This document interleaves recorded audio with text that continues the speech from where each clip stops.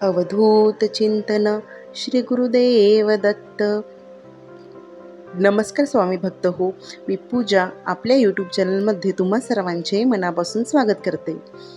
वर्षातील काही दिवस असे असतात की ज्या दिवशी केलेली पूजा, जप, दान आणि सेवा अनेक पटींनी फळ देतात. त्यापैकी एक अत्यंत शुभ आणि दुर्मिळ योग म्हणजे गुरुपुष्य अमृत योग. शास्त्रानुसार या दिवशी गुरुग्रहाची कृपा आणि पुष्य नक्षत्राची दिव्य ऊर्जा एकत्र येते. त्यामुळे या दिवशी केलेले प्रत्येक शुभ कार्य अक्षय पुण्य देणारे मानले जाते. जर तुम्हाला घरात सुख, शांती, आर्थिक भरभराट, व्यवसायात यश, नोकरीमध्ये प्रगती आणि स्वामी समर्थांची कृपा हवी असेल तर आजचा हा व्हिडिओ शेवटपर्यंत नक्की पहा. कारण आज आपण जाणून घेणार आहोत गुरुपुष्य अमृत योगावर कोणत्या सेवा केल्याने जीवनामध्ये चमत्कारिक बदल घडू शकतात. तर आपण या दिवशी पहिली गोष्ट पाहूया की काय करायचं आहे. तर श्री स्वामी समर्थचा या मंत्राचा तुम्हाला नामजप करायचा आहे. गुरुपुष्य अमृत योगाच्या दिवशी सर्वात प्रभावी सेवा म्हणजे नामस्मरण. सकाळी स्नान करून स्वामींच्या फोटो समोर बसा आणि मनापासून जप करा. शक्य होईल तेवढा जप करा. श्री स्वामी समर्थ हा मंत्र कमीत कमी 108 वेळा म्हणा. ज्यांना वेळ असेल त्यांनी 11 माळा किंवा 1 तास अखंड नामस्मरण करावे. नामजपामुळे मनातील नकारात्मकता दूर होते आणि गुरुकृपा प्राप्त होते. दुसरं म्हणजे गुरु आणि दत्त महाराजांची पूजा. गुरुपुष्य अमृत योग हा गुरुतत्वाशी संबंधित दिवस असल्यामुळे या दिवशी गुरूंची पूजा अत्यंत शुभ मानली जाते.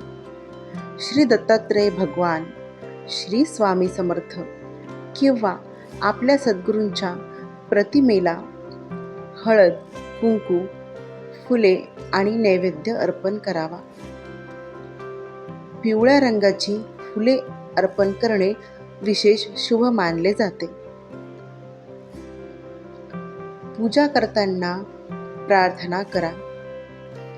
हे गुरुदेव, हे श्री स्वामी समर्थ, हे दत्तात्रेय महाराजा, माझ्या जीवनातील अज्ञान दूर करून योग्य मार्ग दाखवा.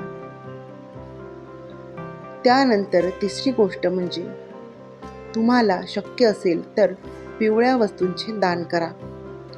गुरुग्रहाचा रंग पिवळा आहे, म्हणून या दिवशी पिवळ्या वस्तूंचे दान केल्याने गुरुग्रह मजबूत होतो. आपण खालील वस्तू दान करू शकता.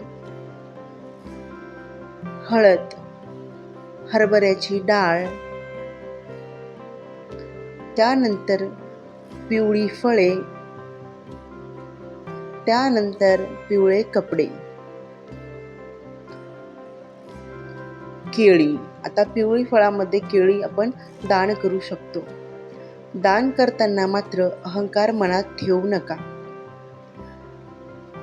देणारा तो आहे आणि तोच तुमच्या तर्फे तुम्ही फक्त एक निमित्त आहात, एक माध्यम आहात आणि तुमच्या माध्यमातून तोच गरजू लोकांना ह्या गोष्टी देत आहे असा भाव मनामध्ये ठेवावा. मनापासून केलेले छोटे दान देखील मोठे पुण्य देऊन जाते. चौथी गोष्ट तुम्हाला या दिवशी करायची आहे ती म्हणजे विष्णू आणि लक्ष्मी पूजन. पुष्य नक्षत्र भगवान विष्णूंना प्रिय मानले जाते. या दिवशी विष्णू सहस्त्रनामाचे पठण किंवा ओम नमो भगवते वासुदेवाय या मंत्राचा जप करावा. घरात तुपाचा दिवा लावा. यामुळे लक्ष्मी मातेची कृपा वाढते. घरातील आर्थिक अडचणी कमी होण्यास मदत होते. 5वी गोष्ट म्हणजे गरीब आणि गरजूंना अन्नदान. शास्त्रात अन्नदानाला महादान म्हटले आहे.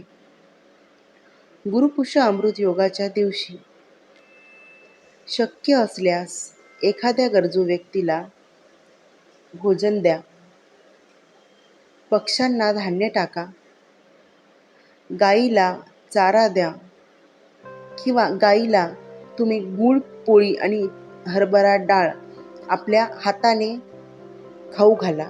म्हणजे तुमच्या दोन्ही हाताने आणि तुमच्या दोन्ही हाताला तिच्या जिभेचा स्पर्श झाला पाहिजे. अशा प्रकारे तुम्हाला गाईला ह्या गोष्टी खाऊ घालायच्या आहेत. मुंग्यांना साखर किंवा पीठ टाका. या सेवेमुळे पितर आणि देवतांचे आशीर्वाद मिळतात.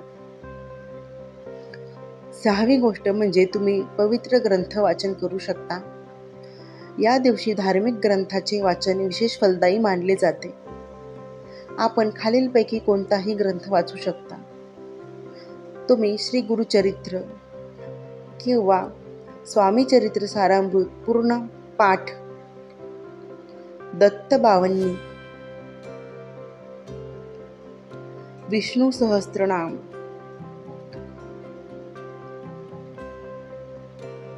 ह्या गोष्टी तुम्ही वाचू शकता. आता बघा, यातील काही विष्णू सहस्त्रनाम, दत्त बावन्नी यातील तुम्हाला सुरुवात करायचं असेल वाचायला तर या दिवसापासून तुम्ही सुरुवात करू शकता. जसं की स्वामी चरित्र सारामृत याचे 3 अध्याय तुम्ही वाचले तरी त्याचे पुण्य मिळणार आहे. म्हणजे तुम्ही या दिवशी पासून सुरुवात करून 3-3 अध्याय वाचायला सुरुवात करा. ग्रंथ वाचनामुळे घरातील वातावरण सात्विक बनते. तुम्ही श्री गुरुचरित्रातील 14वा आणि 18वा अध्याय देखील या दिवशी वाचू शकता. 7वी गोष्ट म्हणजे नवीन शुभ कार्याची सुरुवात तुम्ही या दिवशी करू शकता. गुरुपुष्य अमृत योगाला अत्यंत शुभ मुहूर्त मानले जाते. या दिवशी नवीन व्यवसाय सुरू करू शकता, नवीन वस्तू खरेदी करू शकता, गुंतवणूक करू शकता. त्याचप्रमाणे नवीन कामाची सुरुवात देखील तुम्ही या दिवशी करू शकता. हा दिवस यश आणि प्रगतीसाठी शुभ मानला जातो.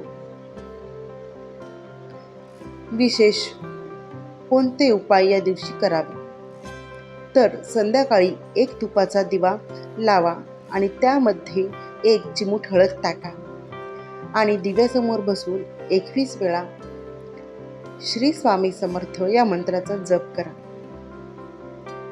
आणि आपल्या मनातील इच्छा स्वामींना सांगा. श्रद्धा आणि विश्वासाने केलेली प्रार्थना नक्कीच स्वामींपर्यंत पोहोचते.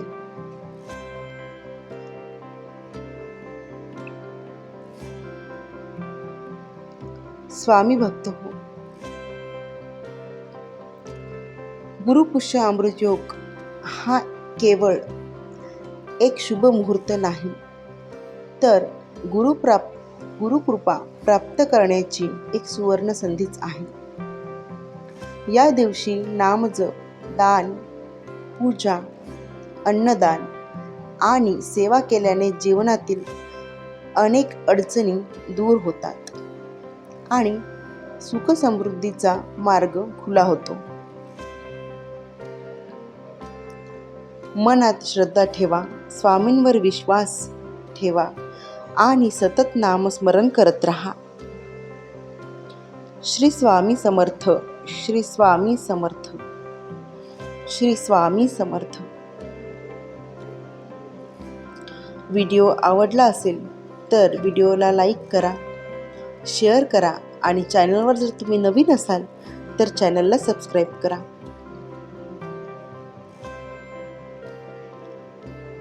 श्री स्वामी समर्थ.